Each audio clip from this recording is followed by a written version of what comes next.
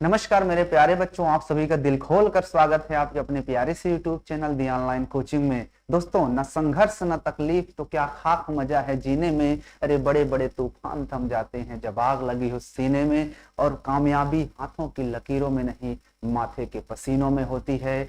और हार हार हार आखिर कब तक ये हार, एक दिन हम इस हार को इतना हरा देंगे कि यही हार हमारे गले का हार बन जाएगा। अरे ना हार होनी चाहिए, ना थकान आनी चाहिए। अरे जीत के लिए निकले हो तो बस जीत होनी चाहिए, और मेहनत इतनी शिद्दत और ईमानदारी के साथ करो कि हार को भी हार से शर्म आनी चाहिए। और एक बात और कि जो अपनी रातों को कोशिशों में गंवा देते हैं, जो अपने रातों को कोशिशों में गंवा देते हैं, वही तो सपनों की चिंगारी को हवा देते हैं।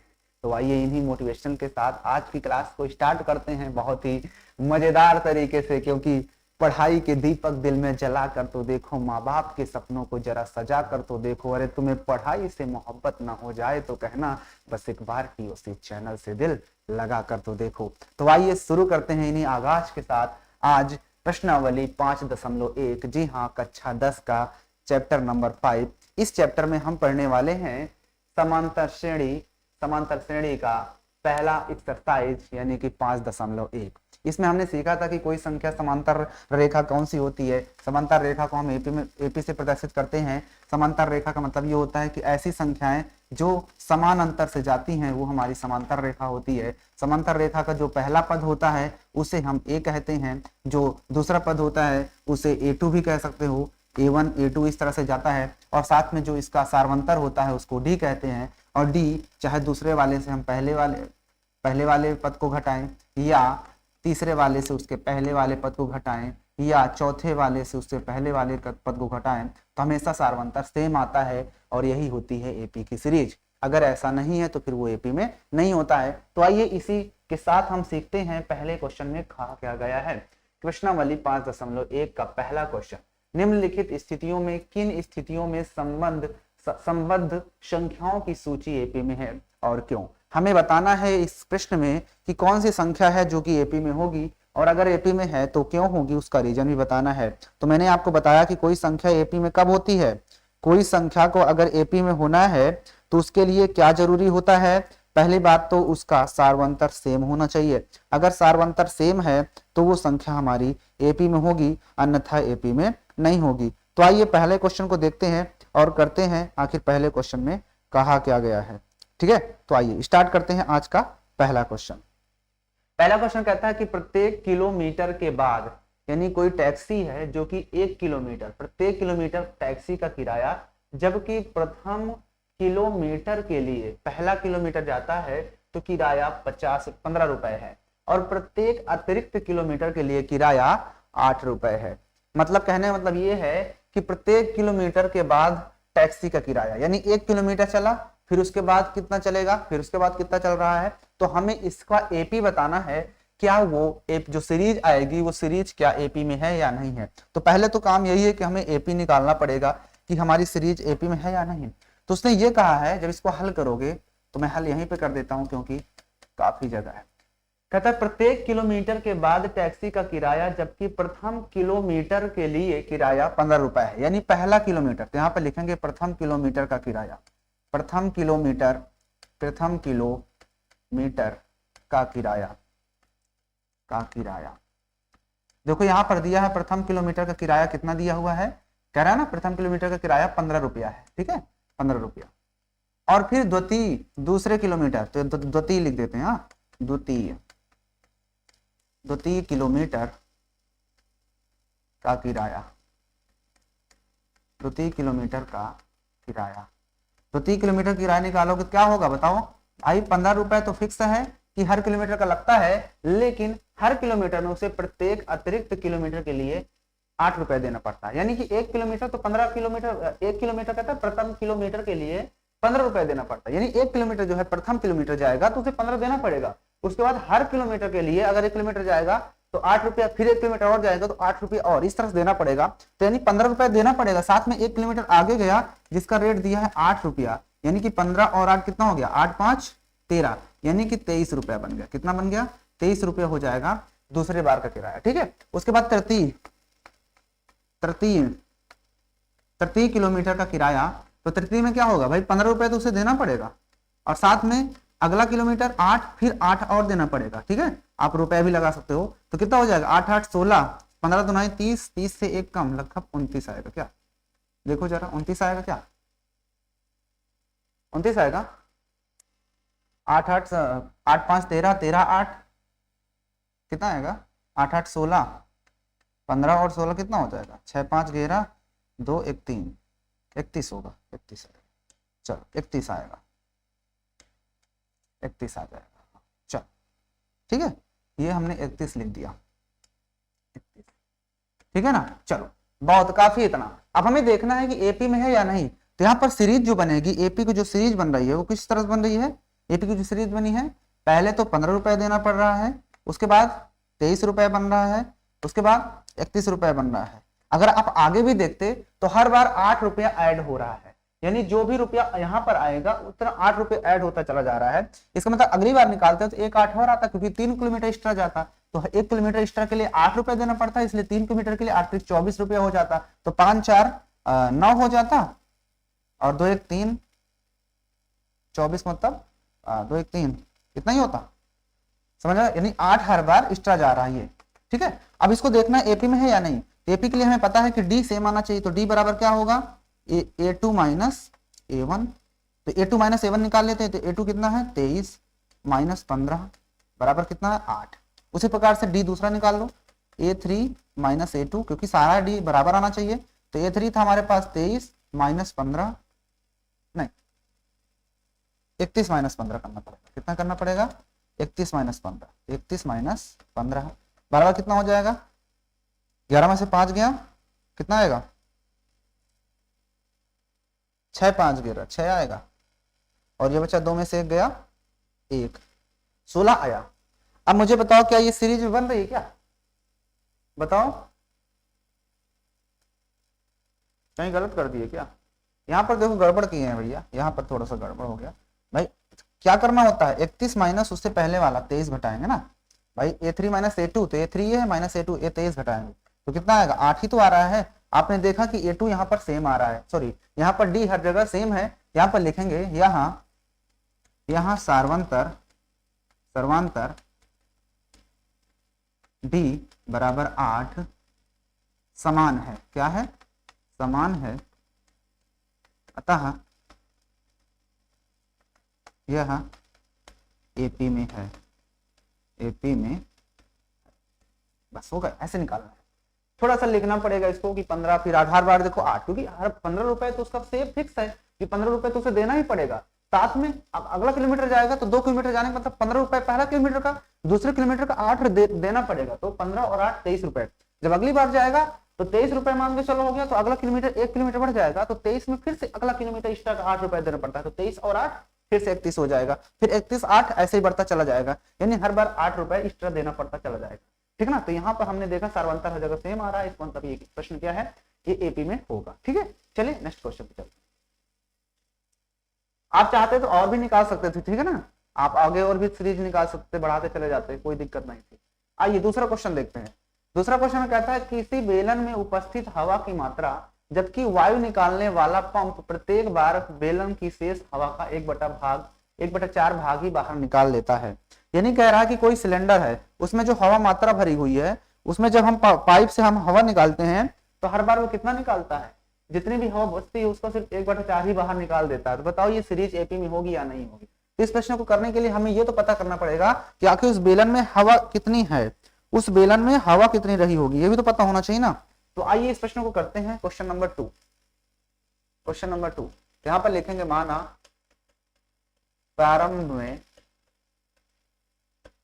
में बेलन में उपस्थित हवा की मात्रा, ऐसे लिख देना, कितने हैं मान लेते हैं यक्स है, ठीक है यक्स है। तो जब वो पहली बार हवा निकालेगा ना, कहता है कि जब उपस्थित हवा जबकि वायु निकालने वाला पंप, तो पहली बार हवा निकालने पर, तो यहां पर लिखेंगे पहली बार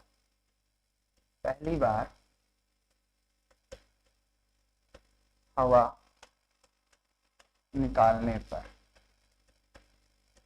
निकालने पर, जब पहली बार निकालोगे तो पहली बार के लिए भाई कितना है, यक्स से ही तो निकालेंगे, तो यक्स से कितना कम करना पड़ेगा भाई, यक्स से कम हो जाएगा ना, यक्स से यक्स का 1/4, यही तो कम करेंगे ना भाई। यक्स टोटल था उसी में से तो इसी का 1/4 निकलेगा, तो यक्स माइनस x/4, इसका मतलब जिसको सॉल्व करोगे कितना हो जाएगा, यक्स माइनस x/4, तो जब 4 एकम 4 एक गया 3x, तो 3x/4, ठीक है, ओके ठीक है। अब यहाँ पर लिखेंगे दूसरी बार, द्वितीय बार, या दूसरी बार भी लिख सकते हो, द्वितीय बार निकालने पर, तो जो दूसरी बार निकालोगे तो वही काम करना है। अब कितनी बची है हमारे पास, जो बची हुई है 3x/4, उसी में से निकलेगा ना 3x/4 का ही 1/4 भाई, इतना था उसमें से, अगर 3x/4 से 1/4 निकाल देंगे, जो बचेगा उसको पहले वाला घटाना पड़ता है ना, ये है, तो कितना आ जाएगा यहाँ से, तो ये हो जाएगा 3x/4 और ये माइनस का हो जाएगा 3x/4 चौके 16, दोनों का एलसीएम ले लोगे कितना हो जाएगा, 12 में 3 गया, चलो एलसीएम ले लेते हैं दोनों का, 16, 4 चौके 16, 4 3 12x माइनस 3x बराबर 9x/16, ठीक है। एक बार और निकाल दो, चलो तीसरी बार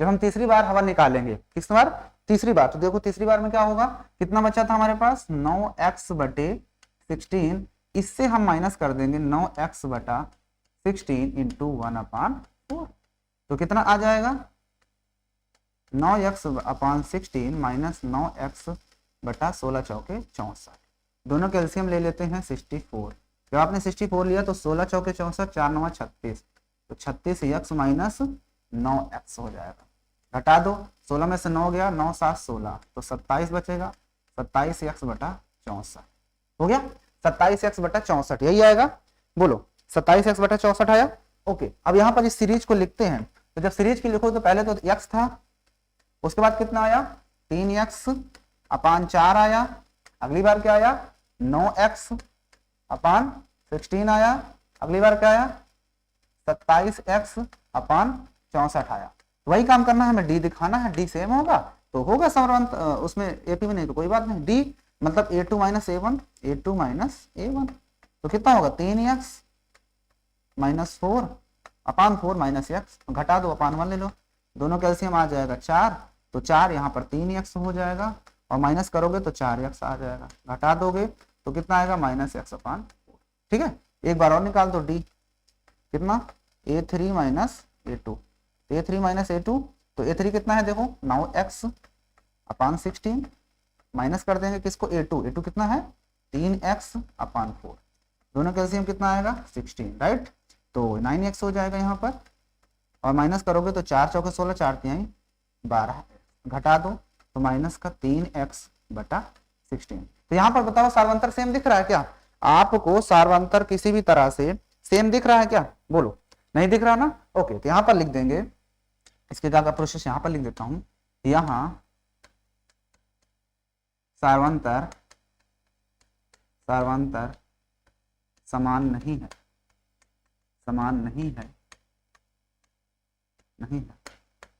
अतः यह एपी में नहीं है, ठीक है, ओके, सिंपल है ना। देखो बहुत प्यार से मैंने क्वेश्चन को करवा दिया, बहुत आसान क्वेश्चन है, आगे चलिए आते हैं नेक्स्ट क्वेश्चन, आइए थर्ड क्वेश्चन कहता है प्रत्येक मीटर की खुदाई के बाद एक कुआं खोदने में आई लागत, जबकि प्रथम मीटर में खुदाई की लागत 150 रुपए और बाद में प्रत्येक मीटर खुदाई के लिए लागत 50 रुपए बढ़ती जाती है, तो बताओ क्या होगा। तो हमें क्या बताना है, इस बार खुदाई के बाद जो प्रत्येक मीटर खुदाई के बाद जो बनता है उसको बताना है। तो पहले किलोमीटर में तो 150 देना पड़ता है, यानी उसे हर 150 देना पड़ेगा, अगले किलोमीटर के लिए 150 तो देना ही पड़ेगा, साथ में जब दूसरा किलोमीटर होगा तो हर बार 50 बढ़ जाता है, तो ये लो दूसरे का हो जाएगा, अगले का 150 फिर देना पड़ेगा, लेकिन इस बार 50 तो दिए थे प्लस एक और 50 देना पड़ेगा, अगली बार जब जाएगा तो 150 तो दिए थे, फिर 50 और देना पड़ेगा, फिर एक 50 और देना पड़ेगा, फिर एक 50 और देना पड़ेगा, क्योंकि एक हर मीटर, देखो ये पहला मीटर का है, दूसरे मीटर में 150 देना पड़ेगा, तीसरे मीटर में 2 50 देना पड़ेगा, फिर चौथे में 3 देना पड़ेगा, तो इस तरह से हमारी सीरीज बनती चली जाएगी। तो आइए इसको भी देख लेते हैं, तो ये बहुत आसान क्वेश्चन है तीसरा, तो इसमें जब बनाओगे तो पहले मीटर की खुदाई की लागत दिया है ना। तो देखो तीसरा क्वेश्चन यहाँ पे लिखेंगे, पहले मीटर खुदाई की लागत बराबर कितना दिया था, 150 रुपए। अब दूसरे के यहां पर लिखेंगे, दूसरे मीटर खुदाई की लागत, तो भाई उसे 150 तो देना ही पड़ेगा, साथ में 50 और देना पड़ेगा, है ना। 50 दिया तो कितना हो जाएगा बताओ, 200, है ना। जब तीसरा होगा, तीसरे मीटर खुदाई की लागत, तो आप ऐसे भी कर सकते हो भाई, 200 रुपए तो हो गया यहां तक का। जब अगला जाएगा तो फिर 50 देना पड़ेगा, तो आप यहां से भी निकाल सकते हो या यहीं से निकाल दो, 150 तो देना पड़ेगा। ये 50 तो पहली बार दिया था, लेकिन अगला किलोमीटर आपको देगा फिर 50 एक्स्ट्रा देना पड़ेगा, 50 50 100 यानी कि 250 हो गया। या आप ऐसे भी कर सकते हो, सीधा सीधा इस पर 50 जोड़ दो, फीस में 50 जोड़ते चले जाओ, इस तरह आपकी सीरीज आती चले जाएगी। तो यहाँ पर लिखेंगे चौथा, चौथा निकालो या रहने दो, चलो ठीक है। अब यहाँ पर देखो, जब सीरीज निकालोगे तो पहला यहाँ पर क्या आएगा, 150 आएगा, दूसरा हर बार 50 जुड़ा 200 हो जाएगा, फिर 50 जुड़ा तो 250 आ जाएगा, फिर 50 जुड़ेगा तो 300 आ जाएगा, डॉट डॉट ऐसे सीरीज आएगी, ठीक है। तो यहाँ पर आप लिखना चाहो तो लिख सकते हो कि यहाँ पर a बराबर कितना है, 150, और a को ही हम a1 भी बोलते हैं, तो आप a बराबर a1 ऐसे लिख दो। a2 कितना होगा आपका 200 होगा दूसरा पद, a3 कितना होगा, तो a3 आपका 250 होता है तीसरा पद।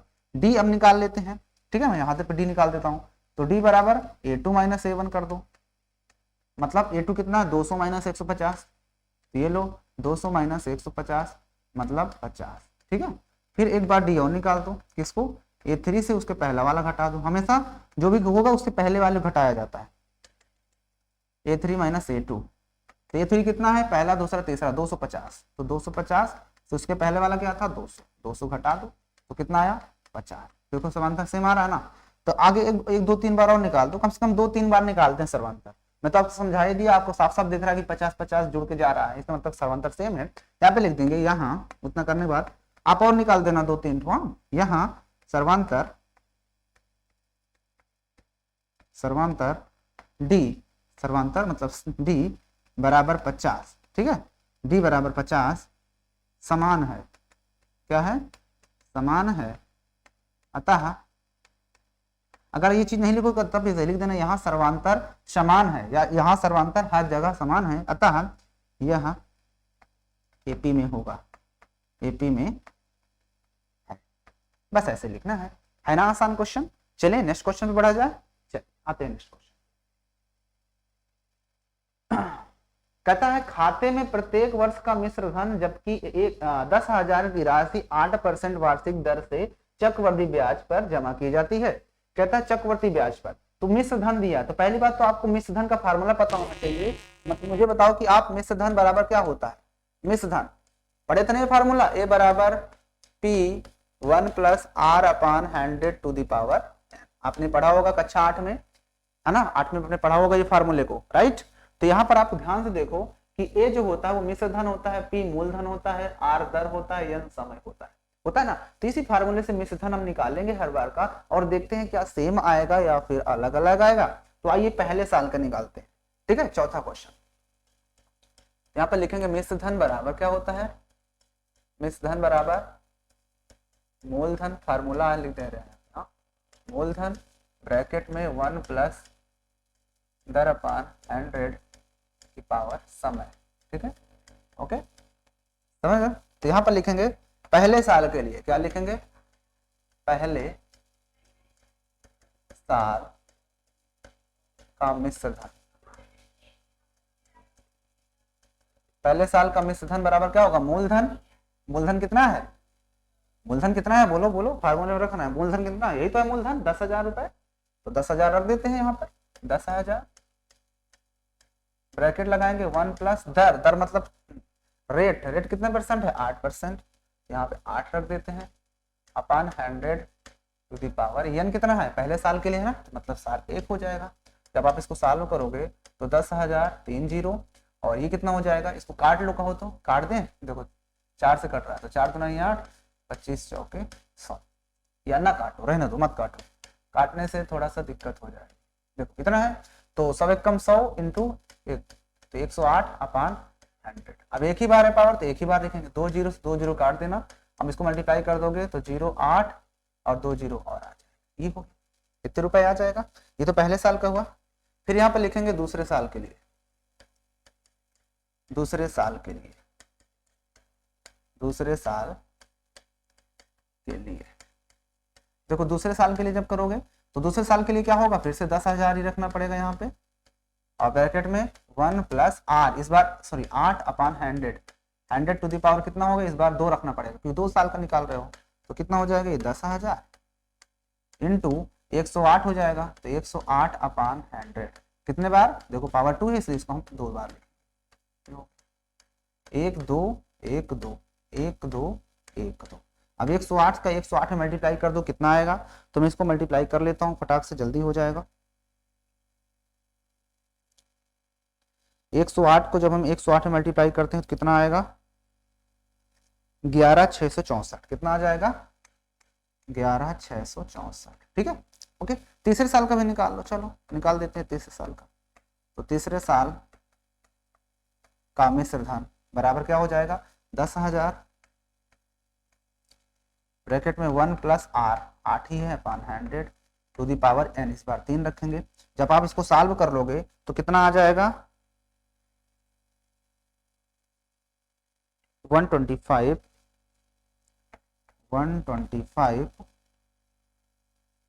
97.97.12, ठीक है ये हो गया, हमने 3 साल का निकाल लिया।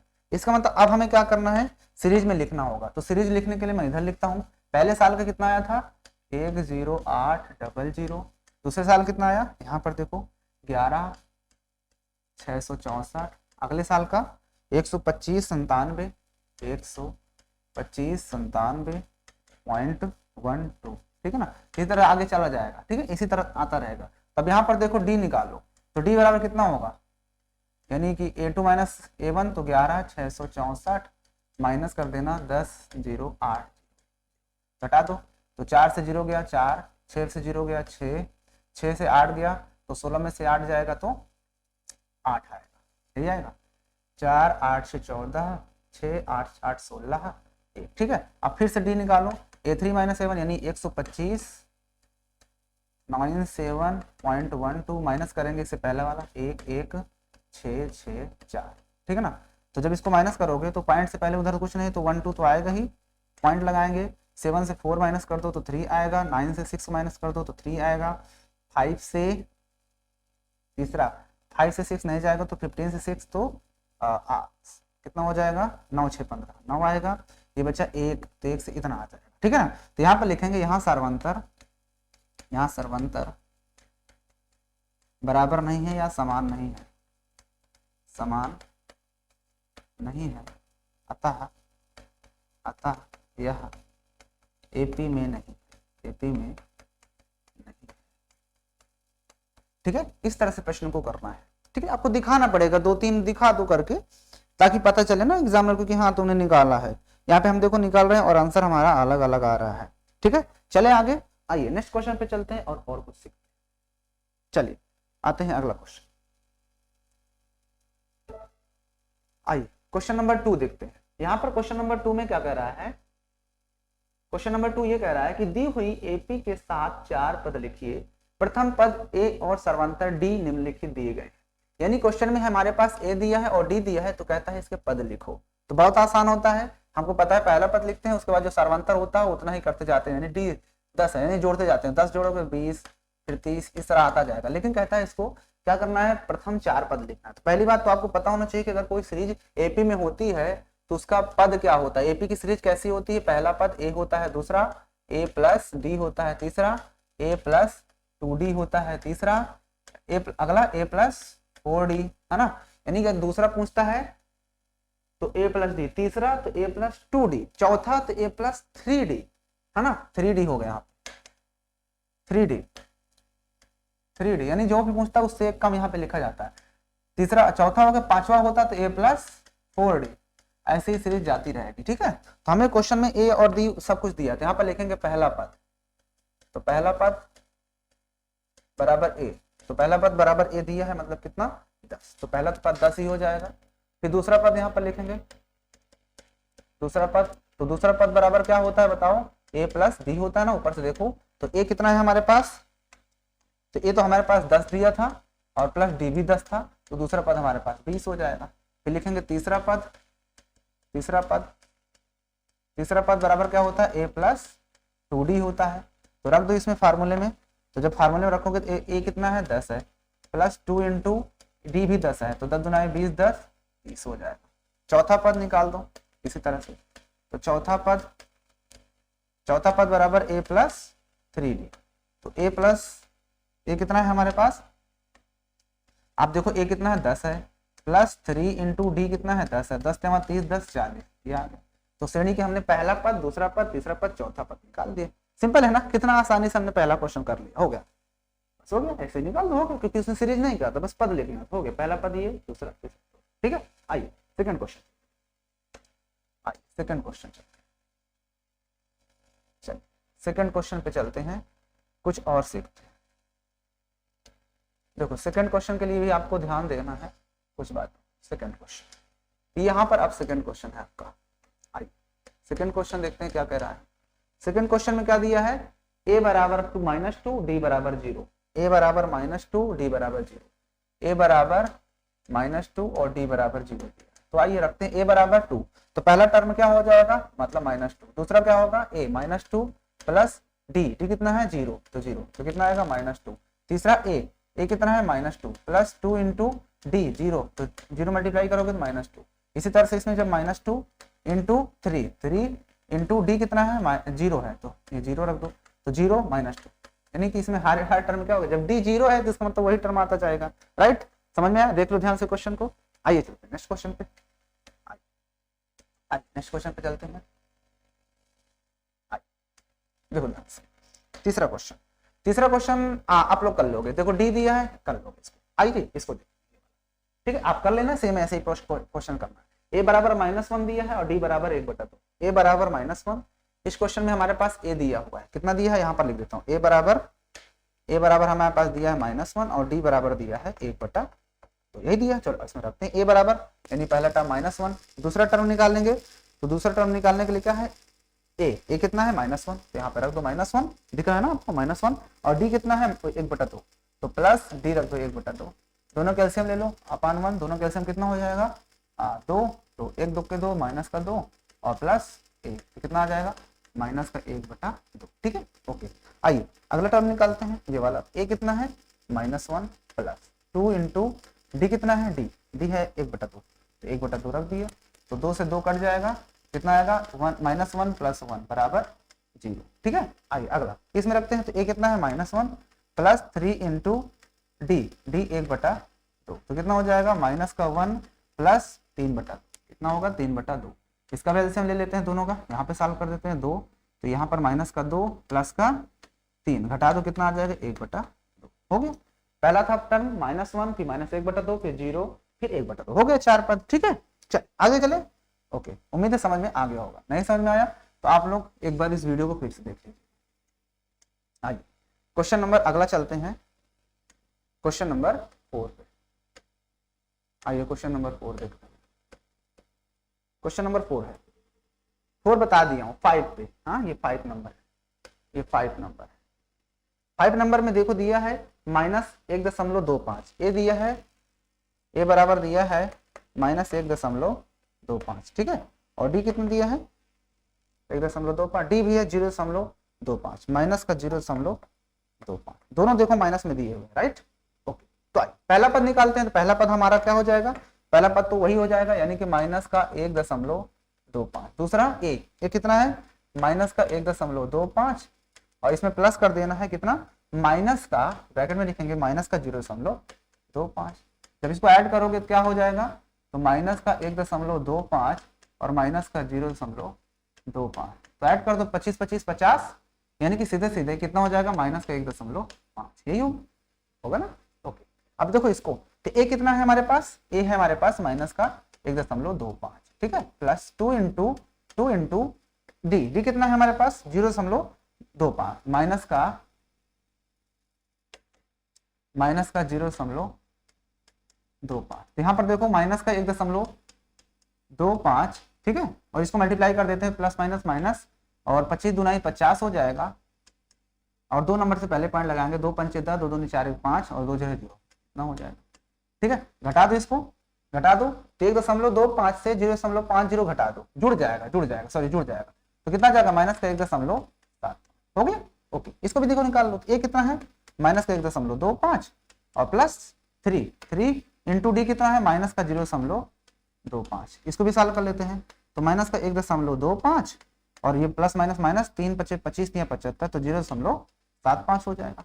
ये भी अपोजिट साइन है, घट जाए ऐड हो जाएंगे तो माइनस माइनस माइनस में आएगा, और 5 5 10 हो जाएगा, 7 2 9 1 10 हो जाएगा, और 1 हासिल 2, ठीक है, यानी सीधे सीधा 2 बन जाएगा माइनस का, ठीक है। उम्मीद है आपको ये भी क्वेश्चन समझ में आ गया होगा। आइए चलते हैं नेक्स्ट क्वेश्चन पे और कुछ क्वेश्चंस को करते हैं, ठीक है। आइए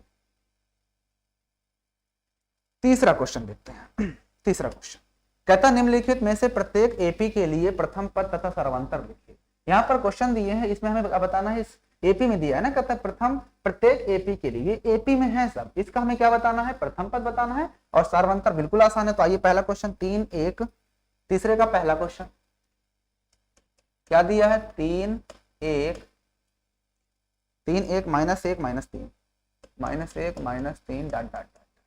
तो हमें क्या बताना है, प्रथम पद, क्या बताना है, प्रथम पद तथा सर्वांतर। तो यहाँ पर लिखेंगे प्रथम पद, क्या लिखेंगे, प्रथम पद बराबर ए बराबर 3, क्योंकि पहला पद होता है। फिर लिखेंगे सर्वांतर, क्या लिखेंगे, सर्वांतर भी बताना है। तो सर्वांतर क्या होता है, डी होता है, डी बराबर क्या होता है, a2 माइनस a1। अब देखो उसने कहा एपी में है, तो हमें हर बार निकालने की जरूरत नहीं है, बस एक ही बार निकाल दो, हो गया। तो a2 कितना है 1, माइनस कितना करेंगे 3, तो कितना आ जाएगा -2। अगर आप चाहते हो तो एक बार निकाल दो, देखो चाहे माइनस का ये वाला माइनस ये करोगे, यानी a3 माइनस a2 कर दो, तभी आंसर उतना ही आएगा। देखो a3 कितना है -1, तो -1, फिर प्लस कर माइनस करते हैं, कितना करेंगे माइनस का 1 प्लस का 1, या प्लस का 1 ऐसे लिख दो, प्लस का 1 है ये, तो कितना हो जाएगा, देखो -2। लेकिन हमको निकालना नहीं है, उसने कहा एपी में है, तो बस प्रथम पद बता दो, सर्वांतर एक में पहले दूसरे वाले से पहले घटा दो, बस हो गया। क्योंकि एपी में उसने ऑलरेडी कहा है, तो हमें चेक करने की जरूरत ही नहीं है कि वो एपी में है या नहीं है, क्योंकि उसने कह दिया है, ठीक है। तो यहाँ पर ये प्रश्न का आंसर खत्म हो जाता है। आइए चलते हैं सेकंड क्वेश्चन देखते हैं। आइए सेकंड क्वेश्चन देखते हैं क्या कहता है।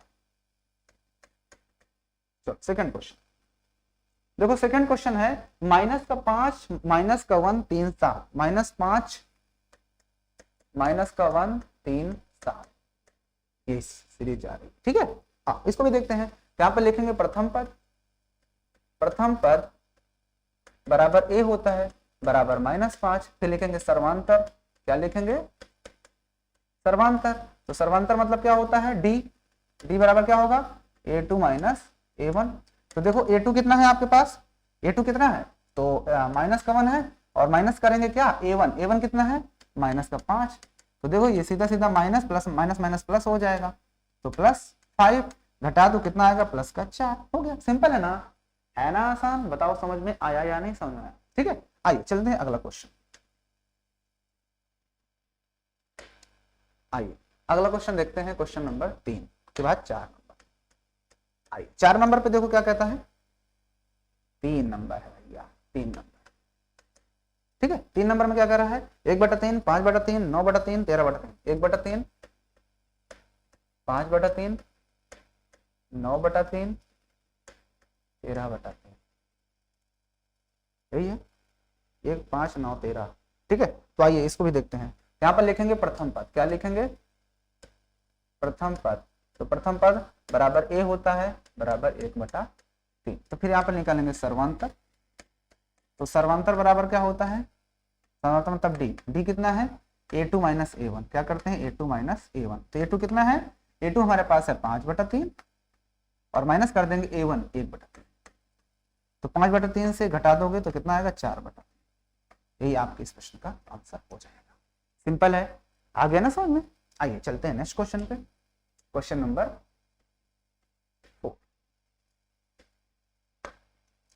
4 नंबर में है 0.6 1.7, 0.6 0.6 1.7 2.8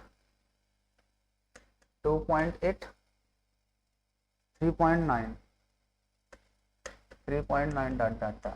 ठीक है, तो चलो अब यहाँ पर जब करेंगे तो प्रथम पद क्या लिखेंगे, प्रथम पद बराबर ए बराबर 0.6। ठीक है, अब वही काम सर्वांतर निकाल दो। सर्वांतर बराबर क्या होता है, डी।